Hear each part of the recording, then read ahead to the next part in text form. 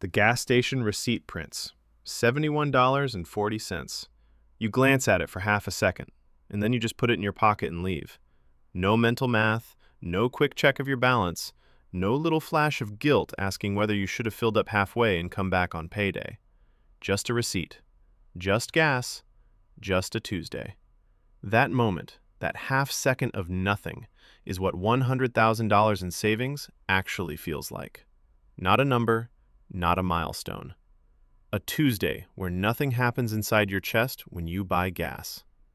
Most people spend their entire lives chasing more income, a bigger salary, a better paying job, and they never stop to ask why they still feel broke on $80,000 a year. The answer is not income. It has never been income. It is reserves. It is the cushion between you and the next bill you did not see coming. In 2025, a Federal Reserve report found that 37% of American adults could not cover a $400 emergency without borrowing money or selling something. Not $4,000, not $40,000, $400. That number has barely moved in a decade because the problem is not what people earn, it is what they keep. $100,000 in savings is the number where keeping finally starts to feel real. This is what changes when you cross it. Before $100,000, your brain is running two jobs at once.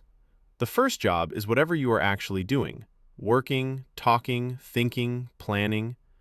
The second job is a constant background calculation that never stops. What is in the account right now? What is coming out before Friday? If the car makes that noise again, can I handle it this month or do I wait? That second job is invisible until it is gone, and it does not disappear at $10,000 or $30,000 or even $60,000. Because at those numbers, one real emergency still wipes you back to the start.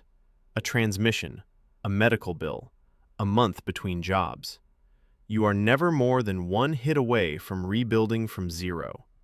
At $100,000, the math changes structurally, not just numerically. The average household emergency in 2025, job loss, major car repair, urgent medical bill, costs between $3,000 and $8,000. At $100,000 in savings, the worst of those hits you for 8% of your reserve. You absorb it. You do not panic. You do not rebuild from scratch.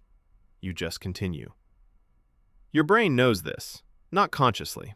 It registers it the way your body registers full after a real meal. The background calculation goes quiet. Not forever and not completely, but quiet enough that you start noticing how loud it used to be. You sleep differently. Not longer necessarily, but deeper.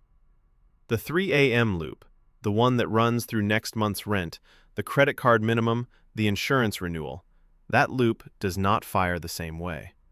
The threat it was rehearsing has been neutralized. The buffer is real. That cognitive quiet is not a small thing. Research published in the Journal of Economic Psychology shows that persistent financial anxiety reduces effective decision-making capacity in ways comparable to losing a night of sleep. Every day. Not occasionally. Every single day you spend in financial stress, you are operating on a degraded version of your own brain. $100,000 gives you the brain back. Before $100,000, every big decision carries a hidden weight. You want to ask for a raise, but asking feels dangerous because what if they push back and it becomes a problem, and then the job becomes uncomfortable? And what if you end up losing it and the rent is due in 3 weeks? You want to leave a job that is genuinely damaging you. But leaving feels impossible because you need the paycheck and you do not have enough cushion to search without pressure. You want to start something, a side business, a freelance service, a skill that could turn into income.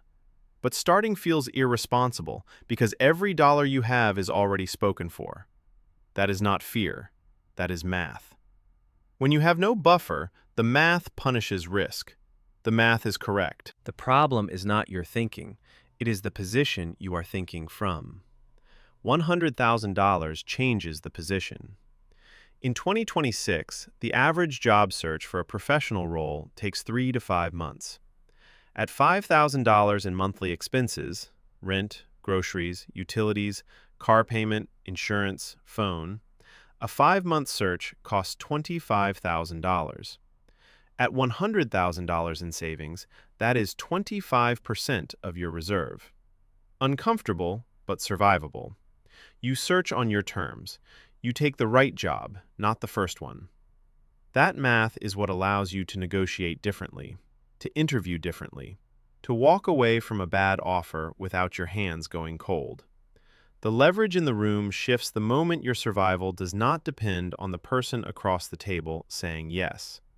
This is what financial advisors mean when they talk about money buying freedom, but they usually say it in abstract terms that feel irrelevant when you are staring at a balance that cannot cover next month.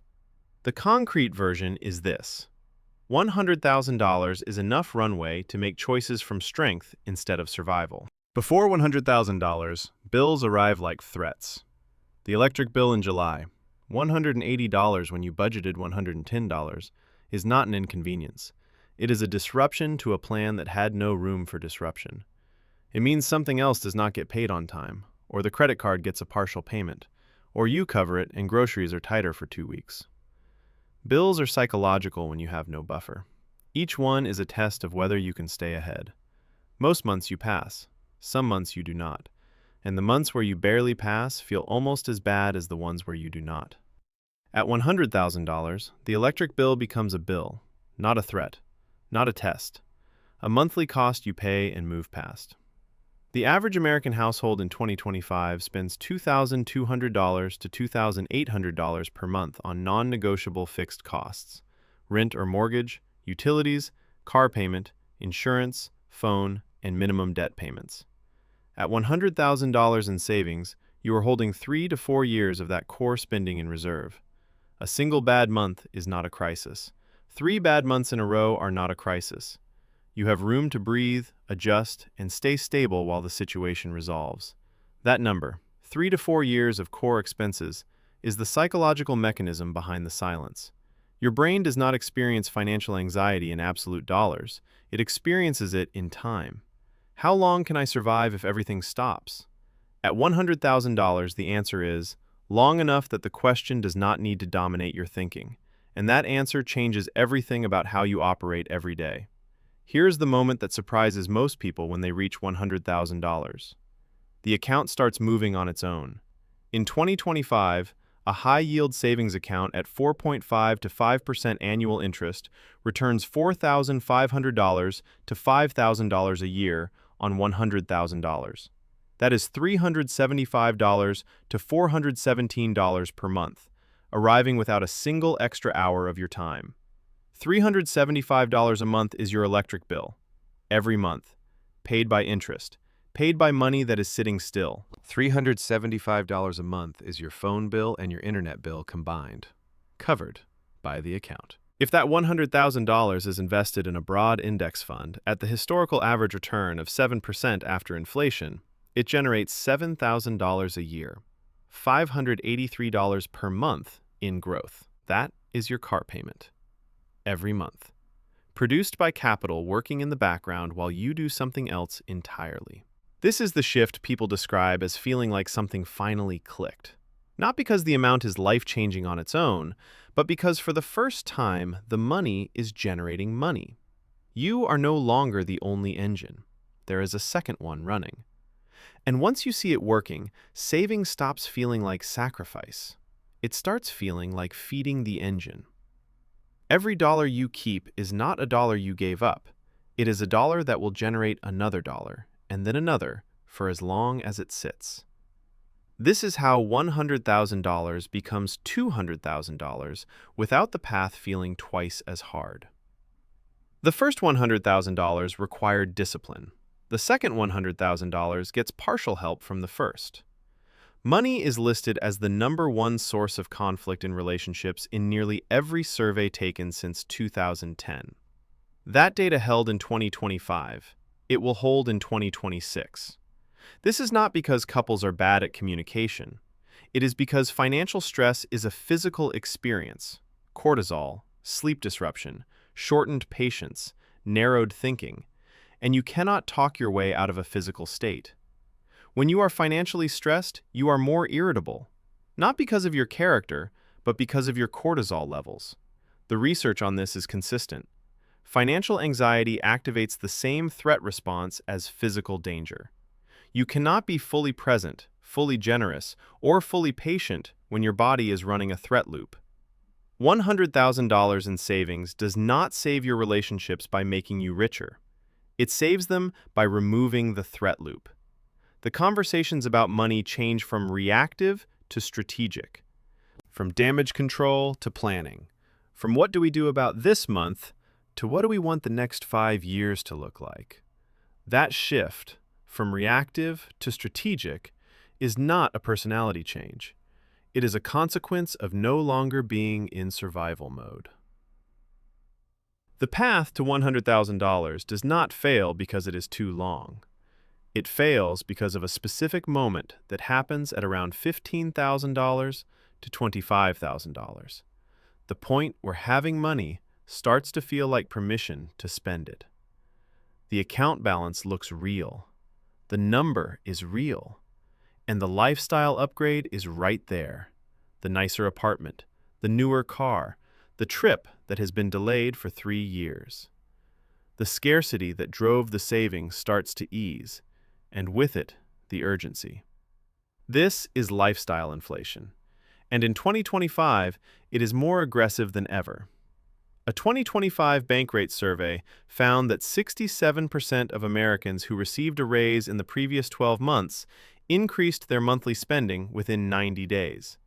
Income went up, savings rate stayed flat or dropped. The gap between $25,000 and $100,000 is not a distance problem.